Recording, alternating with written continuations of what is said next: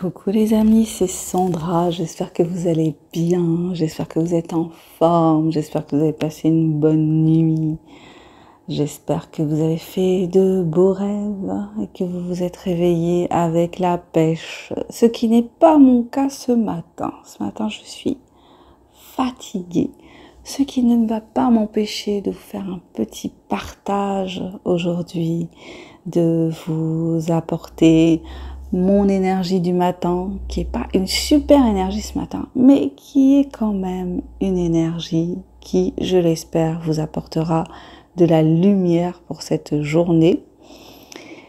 Je me présente, pour ceux qui ne me connaissent pas, je suis Sandra Ganval, écrivaine, auteure, autrice indépendante, libre, en tout cas qui essaye de l'être le maximum et qui vous propose ces ouvrages, donc les romans, les nouvelles que j'ai écrites, vous pouvez les retrouver sur la plateforme Amazon. Mon dernier bébé s'appelle La Meditouch et raconte l'histoire d'une jeune fille qui rêve de devenir une influenceuse à succès dans le domaine de la beauté évidemment et de la mode, et qui va se confronter à la réalité. C'est un roman plein d'humour que je vous conseille vivement de découvrir. Je vous invite aussi à aller faire un tour sur mes formations. Donc je vous offre des formations si vous avez des envies d'écrire, si vous cherchez des techniques, si vous avez peur de vous lancer, eh bien j'ai créé un atelier pour vous aider à lever vos blocages, des formations pour vous motiver, plutôt je parlerai pour prendre de bonnes habitudes d'écriture. Et puis j'entame une nouvelle carrière, je suis coach, j'accompagne des personnes qui ont des troubles du comportement alimentaire et qui souhaitent être aidées, voilà, pour se débarrasser de ces troubles, pour aussi je ne m'occupe pas que des personnes qui ont des troubles du comportement alimentaire, mais aussi des personnes qui veulent perdre ou gagner du poids et qui sont un peu perdues. Donc n'hésitez pas à me contacter, mon mail est juste en dessous de la vidéo, ce sera avec un grand plaisir que nous entrerons en relation par ce biais. Aujourd'hui, j'avais envie de vous parler de quoi? J'avais envie de vous parler de mensonges. Est-ce que vous n'avez pas parfois l'impression que nous vivons dans un monde de mensonges? Le mensonge est roi dans notre monde. Et c'est parfois assez déroutant. J'ai beaucoup de mal avec l'hypocrisie, en fait. L'espèce de mensonge permanent, alors permanent c'est peut-être trop, mais sur certaines choses, je sais pas, quand on vous dit blanc alors qu'on pense noir, quand on vous dit un truc alors qu'on sait pertinemment qu'on ne va pas le faire, et je parle pas de proximité, enfin de notre petit microcosme, hein, je parle vraiment au niveau macro, en fait, c'est tout le temps ça, c'est tout le temps faites ça, mais derrière, c'est autre chose qui est dissimulé, comme par exemple, la voiture électrique, c'est super parce que c'est écolo, et puis après on découvre que non, finalement, la voiture électrique, elle n'est pas plus écolo que la voiture à essence, elle est peut-être moins écolo que la voiture à essence.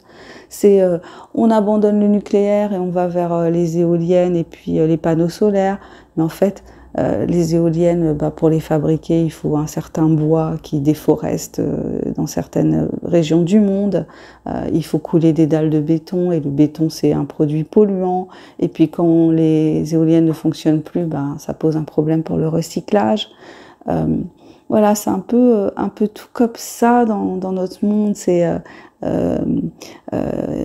Il faut aider les soignants pendant le Covid, mais en même temps, on donne pas de moyens au système hospitalier. L'école, le système scolaire, ça dégringole, mais on va quand même pas mettre de l'argent dans le système scolaire. Enfin, vous voyez, par exemple, par rapport à ça, je me souviens d'une réunion où la maîtresse d'un de mes enfants disait qu'il n'avait pas de table correcte, enfin de table neuve en fait, qui n'avaient pas de table neuve. Donc moi j'avais compris qu'ils allaient avoir des nouvelles tables à l'école. Maintenant en fait, elle est allée chercher à la cave pour voir si elle pouvait trouver des tables en meilleur état que celles qu'elle avait dans la classe. Donc voilà, on en est là, toujours dans cette espèce de monde où il y a plein de choses. Si vous commencez à réfléchir, on nous dit un truc et puis en fait, après on découvre que non, c'était pas vrai. Et est-ce que c'est ça l'essence de ce monde? Est-ce que le mensonge c'est l'essence de ce monde? Des fois, je me demande si justement tout ne tient pas grâce au mensonge et si justement, eh bien, on n'est pas amené à nous mentir finalement à nous-mêmes parce qu'on est dans ce monde de mensonges. Et la question c'est comment en sortir sans trop perdre de plume, parce que le mensonge ça peut être aussi au niveau de la santé, au niveau de notre santé, au niveau de tout ce qu'on nous dit de faire pour rester en bonne santé, et qui s'avère pas forcément vrai. J'en veux pour preuve toutes les recommandations au niveau de l'alimentation qui sont apparues dans les années 60-70 parce qu'on s'est dit qu'il fallait lutter contre les maladies cardiovasculaires qui en fait étaient dues à quoi? L'augmentation des maladies cardiovasculaires était due tout simplement au fait que les lobbies de la cigarette, ils avaient réussi à faire croire que fumer, c'était bien, et les gens s'étaient mis à fumer, et c'était pour ça qu'il y avait de plus en plus de problèmes cardiovasculaires.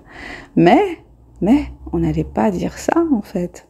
On n'allait pas dire ça parce qu'il y avait ce lobby, je ne sais pas si vous vous souvenez du procès qui a eu lieu, je ne sais plus en quelle année, où enfin on a pu mettre en accusation les cigarettiers, qui depuis des années, ils payaient des médecins pour dire que fumer c'était bien. Je ne sais pas si vous vous souvenez des pubs Camel avec des médecins, enfin en tout cas avec des gens en blouse blanche qui disaient que fumer c'était bien. Tout comme à une époque on nous a dit que boire de l'alcool c'était bien. Tout comme à une époque à l'école, les enfants avaient du vin à table. C'est vrai, véridique, vérifié. Les gamins avaient du vin à table. Donc ça c'était bien. C'était quelque chose de bien. Donc au niveau alimentaire, aujourd'hui, qu'est-ce qu'on nous dit? On nous dit qu'il faut manger des glucides à tous les repas. Donc les glucides, c'est quoi? C'est du sucre. Voilà, que ce soit des glucides dits lents ou des glucides dits rapides, ce sont des glucides et ça doit être la base de notre alimentation, alors que on sait depuis des siècles, depuis des siècles, que les glucides, ça fait grossir. Voilà, quand tu vas engraisser une oie, tu l'engraisses avec quoi? Avec des céréales. Quand une vache, ça grossit en bouffant quoi? Ça grossit en bouffant des glucides, c'est-à-dire de l'herbe. L'herbe, c'est une forme de glucides. Voilà, donc les animaux carnivores, il n'y a pas d'animaux carnivores qui sont obèses, alors qu'on va trouver des animaux qui mangent des végétaux, des animaux qui bouffent des végétaux, donc des hydrates de carbone, donc des glucides. Eux, oui, ils vont engraisser. Et nous, ça fait depuis les années 60-70 qu'on engraisse, qu'on est de plus en plus gros, qu'on est de plus en plus malade, parce que on vit sur ce mensonge de il faut manger du sucre à tous les repas. Le sucre c'est nécessaire, c'est pas grave d'en manger beaucoup, il faut que ça fasse 50% de notre assiette, 50% de notre alimentation. C'est complètement délirant parce que la sagesse populaire avant, on nous disait si tu veux maigrir, mange moins de sucre, mange moins de gâteaux, mange moins de pain, mange des légumes, c'était logique, Voilà, donc aujourd'hui on a diabolisé le gras, donc le gras c'est mal, tous les gras c'est mal, et si tu veux maigrir, c'est une histoire de calories et c'est une histoire d'activité physique. Ça peut pas être une histoire de calories, parce que si vous savez bien que si vous mangez 100 calories de courgettes, ça va pas vous faire le même effet que si vous mangez 100 calories de glace. Vous le savez bien. Vous savez bien instinctivement que ça fait pas la même chose dans votre corps. Ces histoires de calories entrantes et calories sortantes et de sport pour maigrir, c'est une immense fumisterie qui vise, comme d'habitude, à enrichir principalement, là, dans ce cas-là, les grands groupes alimentaires, les grands groupes d'agroalimentaire, qui d'ailleurs, hein, dans les pays occidentaux, voient que tout doucement, ils commencent à perdre en part de marché. Donc du coup, ils se rabattent là actuellement sur les pays asiatiques, sur les pays du tiers-monde, entre guillemets, parce que la propagande qui a quand même rapporté énormément d'argent durant des décennies, elle est tout doucement en train de s'effondrer par l'expérimentation, parce que finalement c'est pas les diététiciens, les nutritionnistes, hein, qui continuent toujours à véhiculer ce discours totalement faux, hein. Ça ne marche pas, on le voit que ça ne marche pas. Donc au bout d'un moment, ce sont les gens qui petit à petit commencent à ouvrir les yeux et puis à se dire peut-être que si je grossis, c'est que je ne mange pas je ne mange pas en quantité suffisante les bonnes choses, et que je mange trop de choses dont on m'a dit qu'elles étaient bonnes pour ma santé mais qui ne le sont pas. Voilà, écoutez, c'était ça que j'avais envie de partager aujourd'hui avec vous. Le fait qu'on vit dans un monde de mensonges, c'est-à-dire que le mensonge est institutionnalisé et qu'on le retrouve à tous les niveaux en fait, et avec cette hypocrisie, ce sourire de façade, ce tutoiement parfois, enfin dans les entreprises surtout. Je supporte plus tout ça là. Bon, écoutez, cela parlera à qui cela parlera. Ce partage. En tout cas, je vous souhaite une super journée malgré tout, hein. Voilà, vibrons haut, éloignons-nous le plus possible de tous ces mensonges là, de toute cette merde là. Enfin voilà, prions pour un monde meilleur. Voilà, on va pas éliminer. On est multiples, hein, nous êtres humains. Enfin on est yin-yang, on est face claire et face obscure, effectivement, mais on a toujours le choix de tendre vers un côté ou vers l'autre. Et nous qui avons cette conscience et avons cette envie d'un monde différent, c'est aussi à nous d'agir à notre échelle, même si ça paraît hyper compliqué, même si on sent toutes ces barrières, cette espèce de cage, hein, dans laquelle on est, cette cage de mensonges, cette cage de contradictions, de dissonance cognitive constante. Mais bon, malgré tout, voilà, essayer de rester bien campé sur ses positions, et puis d'avoir cette force de caractère. Alors, je ne dis pas que, franchement, hein, c'est super compliqué. On est faible parfois. La chair est faible, l'esprit est faible. Mais bon, on tend vers ça, on essaie de tendre vers ça, de rester dans une constance et dans un respect de nos propres valeurs, de nos valeurs individuelles, qui sont diamétralement opposées, qui sont en contradiction avec les valeurs qui dominent ce monde. Ce ne sont pas des valeurs de respect de l'humain, ce ne sont pas des valeurs ce qui domine, c'est le fric, hein. C'est le fric, la mauvaise foi, je sais pas, le mépris de celui qui est considéré comme inférieur. On l'a beaucoup vu, hein, ces dernières années au niveau politique, hein, le mépris pour les sans-dents, le mépris pour ceux qui ne sont rien. Et puis on le vit aussi au niveau des entreprises, hein, avec ce mépris des directions pour les ressources humaines, c'est-à-dire rien que le terme, hein, ressources humaines. Comment on peut parler de ressources pour des gens? En fait, on n'est pas du minerai, hein, on est des êtres humains, des individus. C'est fou, hein, mais voilà, on est là-dedans, mais ne pas se laisser détruire par ça, vraiment garder la tête hors de l'eau. Moi, je pense à tous les gens qui dépriment, qui sont fatigués de ce monde de mensonges, je sais pas, que ce soit au niveau de la santé médicale, enfin voilà, on se retrouve confronté à des gens qui sont pas qui sont censés avoir prononcé le serment d'Hippocrate, mais c'est vraiment pour le coup c'est le serment d'Hypocrite. Hein. Moi je vous ai raconté ce qui m'était arrivé suite à une agression dans le métro. Je me suis retrouvée face à un médecin qui a abusé de ma faiblesse, hein, et qui m'a fait payer une consultation 70 €. Voilà, dans un moment où j'étais vraiment pas bien, j'étais en état de choc. Donc voilà, donc ça existe, mais il faut pas que ça nous empêche d'être nous, ouais, d'essayer en tout cas. Hein.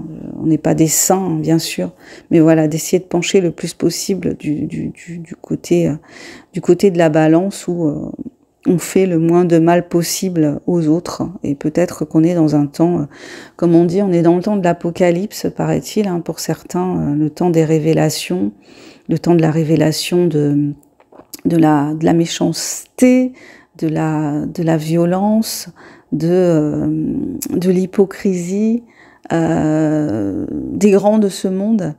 Voilà, je pense qu'il va y avoir beaucoup d'ici dans les 6 mois dans les 6 mois qui nous restent pour l'année 2024.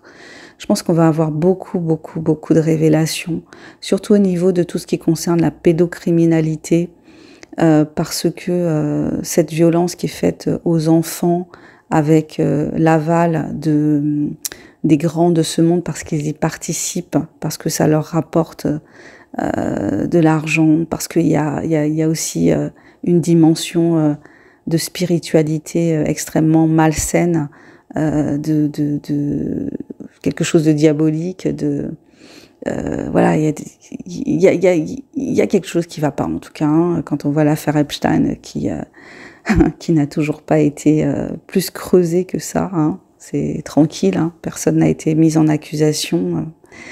Ça pose question, et en fait, pour moi c'est une évidence finalement que si les choses sont ainsi, c'est parce que elles arrangent.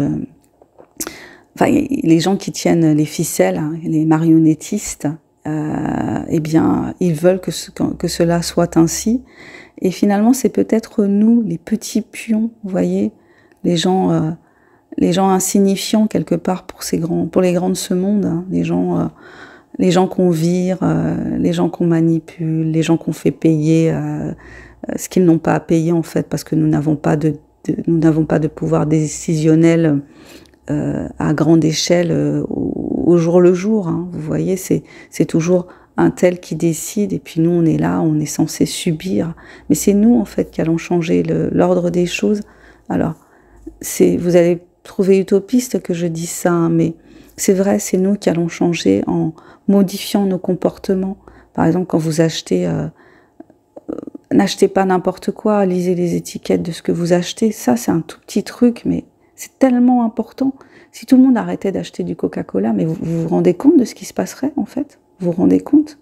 Si tout le monde arrêtait d'acheter des trucs qui rendent malade, qui, au fur et à mesure, année après année, te font grossir, te font avoir du diabète, te font avoir un foie gras, te font avoir des maladies cardiovasculaires.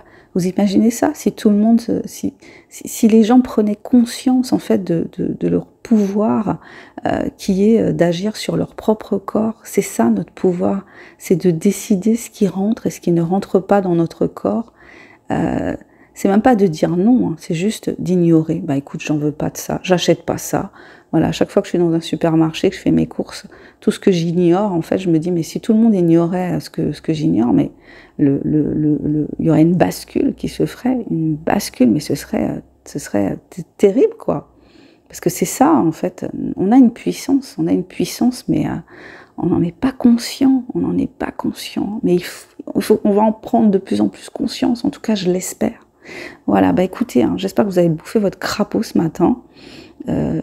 J'espère que vous allez faire un pas de plus vers votre objectif aujourd'hui. En tout cas, je vous souhaite le meilleur pour cette journée, je vous souhaite le meilleur pour votre vie. Je vous souhaite de prendre conscience, et moi-même, je me souhaite de prendre de plus en plus conscience de ma force et de ma puissance et de ma capacité d'action. Et je vous dis à bientôt pour le prochain partage. Ciao, bye bye.